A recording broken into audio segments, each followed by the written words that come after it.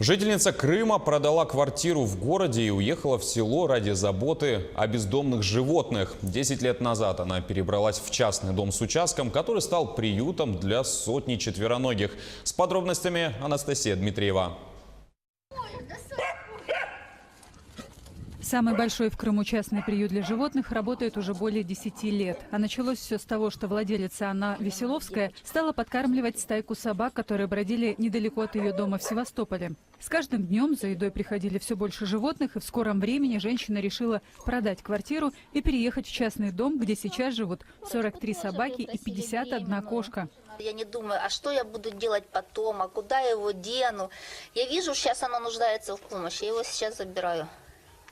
Конечно, их набралось определенное количество. Расходятся они, конечно, тяжело.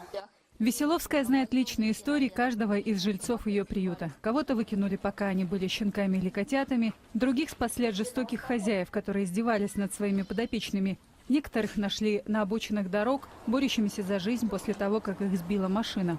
Операции, вакцинации и другие расходы берут на себя Веселовская и ее муж. Если я подбираю больное, сбитое животное, дальше идет длительный цикл лечения, клиники, операция, выхаживание. И только когда животное восстановится, потом даются объявления о раздаче.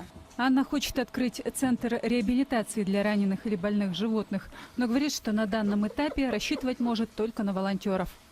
Крым вошел в состав России в 2014 году, но в стране пока нет закона, защищающего права животных. В 2010-м в Госдуму был внесен законопроект, но он так до сих пор и не принят.